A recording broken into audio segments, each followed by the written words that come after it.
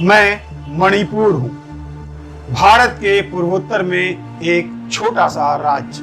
मैं 3 महीनों से हिंसा की आग में जल रहा हूँ। मेरे आगोश में जन्मे मेरे ही बच्चे एक दूसरे का खून बहा रहे हैं। मेरे बच्चों का जीवन नरक बन चुका है।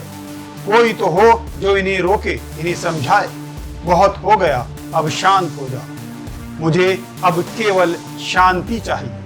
वो हमारे प्राइम मिनिस्टर मोदी ने क्या करके हमको देख रहा है? मोदी जी, आपसे पूछ रहा हूँ, हमारे मणिपुर में इंडिया का पार्ट नहीं है क्या? बोलिए, चुप क्यों है मोदी जी? क्यों चुप है? आप प्राइम मिनिस्टर है ना। नमस्कार दोस्तों, बोले इंडिया की एक और नए वीडियो में आप सबका स्वागत है। मैं हूं मंजर आलम। चंद सेकंड का ये वीडियो देखकर आप समझ गए होंगे कि हम आज के इस वीडियो में मणिपुर की बात करने वाले हैं। भारत का पूर्वोत्तर राज्य मणिपुर में रहने वाले कुकी और मैती समुदाय के बीच हिंसा का दौर पिछले 3 महीनों से जारी है। इस हिंसा के आग में अब तक 150 से अधिक लोगों की जानें जा चुकी हैं। 60,000 से अधिक लोग बेघर हो गए हैं।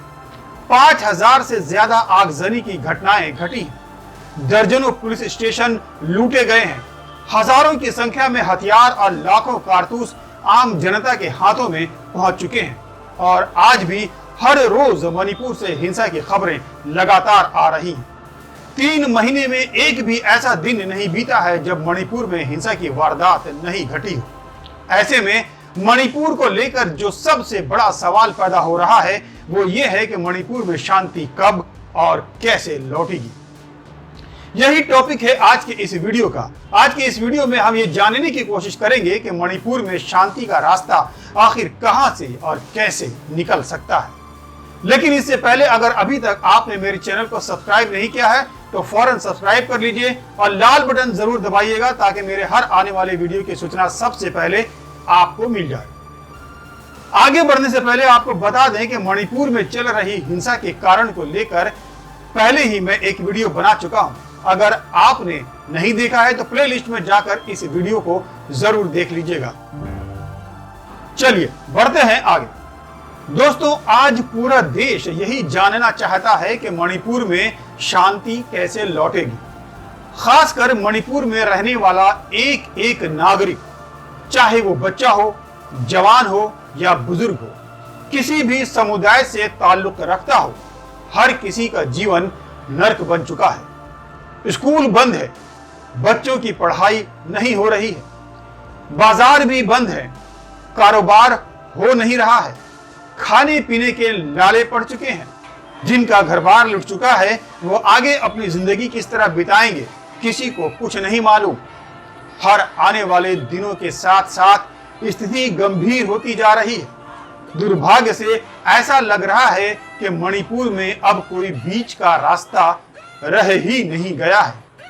हर आने वाले दिनों में दोनों समुदाय अपने रुख को और ज्यादा से ज्यादा कट्टर बनाते जा रहे हैं। मणिपुर में जो कुछ हो रहा है इसे लेकर प्रधानमंत्री नरेंद्र मोदी ने अब तक कोई बयान भी नहीं दिया है। हालांकि बीते दिनों उन्होंने राज्य में कुकी महिलाओं के साथ हुई यौन हिंसा के वायरल वीडियो पर बयान जरूर दिया था, लेकिन यह बयान उस घटना के ही बारे में था।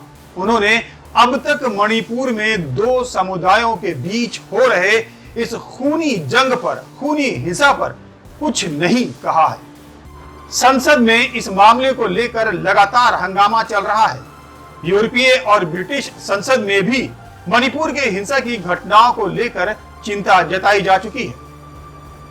ऐसे में हर किसी के मन में एक ही सवाल है कि शांति प्रक्रिया और डायलॉग की शुरुआत कब और कैसे होगी।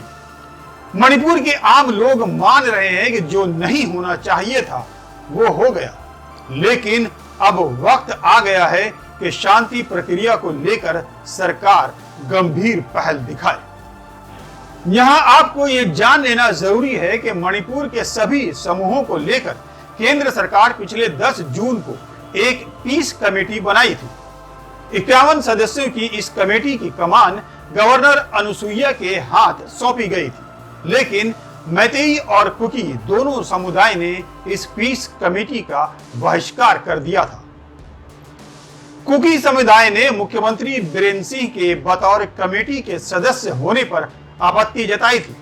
उनका कहना था कि जब तक सीएम एन बीरेन सिंह इस प्रक्रिया का हिस्सा बने रहेंगे वे बातचीत में शामिल नहीं होंगे। दूसरी तरफ मैतेई समुदाय में अच्छी पकड़ रखने वाली संस्था coordinating committee on Manipur integrity यानी कोकोमी ने भी इस बातचीत का बाइकॉट किया था। कमेटी का कहना था कि जब तक नार्को टेररिज्म पर बात नहीं होती है तब तक किसी भी तरह की शांति स्थापित करने की प्रक्रिया नहीं शुरू की जा सकती। 29 जुलाई को मणिपुर में एक रैली निकाली गई थी जिसका नेतृत्व कोकोमी कर रहा था। इस रैली में लाखों की संख्या में मैतेई समुदाय के लोग शामिल हुए थे। इस रैली में कुछ रेजोल्यूशन भी लिए गए थे जिनमें 2 रेजोल्यूशन बहुत ही महत्वपूर्ण है। पहला रेजोल्यूशन था वर्तमान में चल रहे हिंसा और संघर्ष को समाप्त करने के लिए इलीगल इमिग्रेंट्स और चिन कुकी टेररिज्म का पूरी तरह से नष्ट करना होगा। दूसरा रेजोल्यूशन यह था कि मणिपुर में अलग प्रशासन की व्यवस्था नहीं होनी चाहिए, राज्य के भीतर राज्य का निर्माण नहीं होना चाहिए। उधर कुकी समुदाय यह कहता है कि पहाड़ी जिलों को मिलाकर एक अलग प्रशासन से कम पर बात हो ही नहीं सकती। मणिपुर के विधायकों का एक समूह भी कह चुका है कि कुकी बाहुल्य वाले इलाकों के लिए एक अलग प्रशासन की जरूरत है। यहां आपको बता दें कि मणिपुर में कुल 60 विधानसभा की सीटें हैं जिनमें 40 विधायक मैतेई हैं, 10 कुकी और 10 नागा विधायक हैं। यही वो मांगे हैं जो दोनों समुदायों के बीच एक गहरी लकीर खींच दी है, पहाड़ी और घाटी को अलग कर दिया है। दोनों समुदाय जो एक साथ मिलजुल कर जिंदगी बसर कर रहे थे आज एक दूसरे के खून के प्यासे हो रहे हैं। 3 महीने का लंबा समय बीत जाने के बाद भी शांति प्रक्रिया शुरू होती दिख नहीं रही है। सरकार भारी संख्या में सुरक्षा बलों की तैनात कर ताकत के बल पर मामला सुलझाने का प्रयास कर रही है, लेकिन शायद देर हो चुकी है और कोई ठोस समाधान निकलता नजर नहीं आ रहा है। शांति प्रक्रिया की पहल राज्य सरकार और केंद्र सरकार को ही करनी होगी। सरकार ही दोनों समुदाय के नेताओं को एक मेज पर ला सकती है। दोनों समुदाय को गहरा जख्म लगा है, जरूरत है उन पर मरहम लगाने का, फिर चाहे इसमें किसी थर्ड पार्टी की ही मदद क्यों ना लेनी पड़े।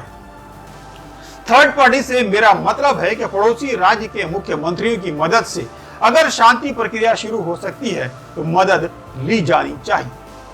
कुकी समुदाय के लोग भी कह चुके हैं कि इसमें मध्यस्थता के मसले पर नागालैंड या मिजोरम के मुख्यमंत्री की मदद ली जा सकती है, लेकिन राज्य सरकार की ओर से इस बीच शांति प्रक्रिया और डायलॉग को लेकर खामोशी ही है। मणिपुर हालात से उबरने और देश के बाकी हिस्सों में चुनावी फसल काटने के बजाय उसके जख्मों पर मरहम लगाने की गुहार लगा रहा है। जरूरत है कोई अलग तरीके की सोच वाला, कोई ऐसा कारगर तरीका जिसके जरिए दोनों समुदाय को यह समझाया जा सके कि एक कदम तुम चलो और एक कदम हम, ताकि दोनों समुदायों के बीच की दूरी को पाटा जा सके। फिलहाल राज्य में दोनों समुदाय के बीच आई दीवार को कम करने में राज्य सरकार की भूमिका को लेकर खास विश्वास दिख नहीं रहा है। सब मानते हैं कि शांति जरूरी है और बातचीत का सिलसिला भी शुरू होना चाहिए, लेकिन इसके लिए क्या रोड मैप होगा ये कोई नहीं जानता। मणिपुर हिंसा को 3 महीने बीत गए हैं। घाटी में रहने वाले मैतेई और हिंसा के बाद पूरी तरह पहाड़ों पर चले गए कुकी समुदायों के बीच विभाजन की गहरी रेखा खिंच गई है जो हर दिन गहराती जा रही है।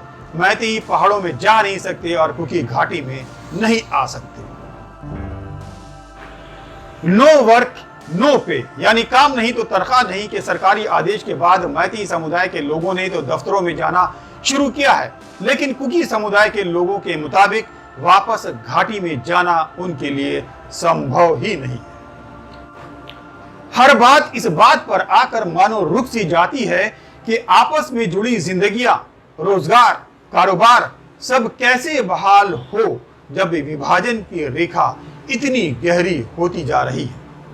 घाटी और पहाड़ के बीच की खाई ही इस वक्त मणिपुर की जमीनी हकीकत है, जिसे पाटने के लिए कोई फार्मूला तैयार करना राज्य और केंद्र सरकार दोनों के लिए एक चुनौती बन चुकी है।